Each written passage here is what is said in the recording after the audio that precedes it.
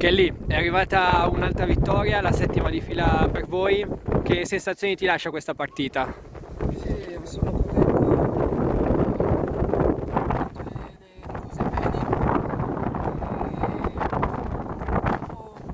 È un po' difficile, ma secondo tempo la mia squadra e io ho fatto bene il secondo tempo, quindi sono contenta. E Ecco, vittoria 2-0, doppietta tua, sei contenta per questi due gol? Un modo migliore per iniziare l'anno non c'era. sì, sì, sì, sono contenta perché 2 giorni fa sono il mio compleanno, quindi ho fatto il mio regalo per me e per la mia squadra. E quindi sono contenta Arianna, è arrivata un'altra sconfitta, la terza consecutiva, contro una squadra che lotta per vincere il campionato. Che sensazioni ti ha lasciato questa partita? Sicuramente rispetto alle partite precedenti avevamo più voglia di portare a casa il risultato, più convinzione e certo noi secondo me abbiamo punto testa, quindi prendiamo quello che c'è di buono. Ecco, prima partita del 2024, qual è il tuo buono proposito per quest'anno a livello calcistico ovviamente? Il possibile col Genoa. Grazie mille. Mister, è arrivata una sconfitta, la terza di fila, dopo un primo tempo equilibrato, poi forse per due errori vostri avete preso i due gol che hanno indirizzato i 3 punti al Parma. Che cosa le lascia questa partita? Ma sicuramente un po' di rammarico perché abbiamo fatto secondo me uno dei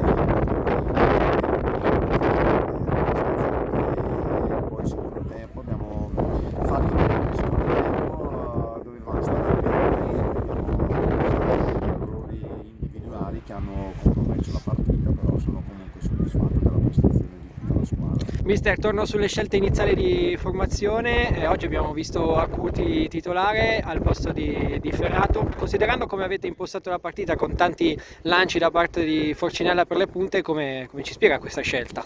Perché nelle ultime due partite, sia con la Ternana che con il Cesena, abbiamo sofferto tanto, soprattutto tanti tiri verso la nostra porta, e ho preferito giocare con una punta di ruolo, con Caterina, piuttosto che con Lupo e Caterina. Allora ho messo un esterno in più per coprire un po' la squadra. Ecco, l'ultima da parte mia, poco più di un anno fa lei diventava allenatore del Genoa.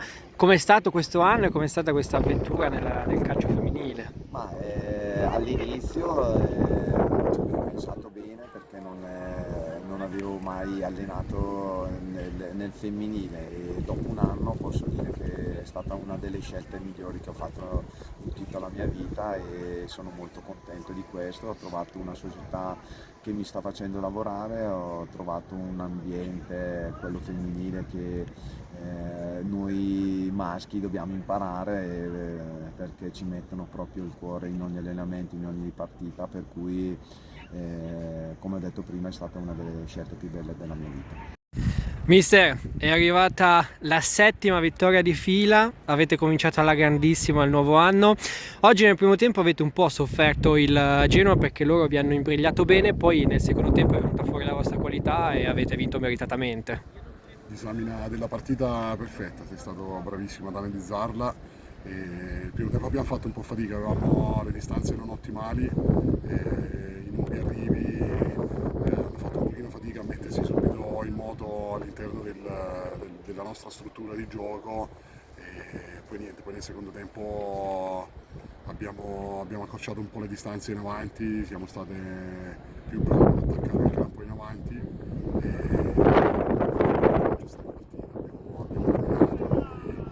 Direi vittoria meritatissima, e diamo continuità alla serie di vittorie consecutive che erano iniziate già nel 2023, quindi di buon auspicio per affrontare bene questo 2024. Ecco, mi ricollego a quello che ha detto lei, le nuove arrivate, abbiamo visto subito titolare Mato, Blonner, ma poi sono entrate anche Di D'Annunzio e Corazzi. È soddisfatto delle operazioni in entrata e in uscita fin qui della sua squadra?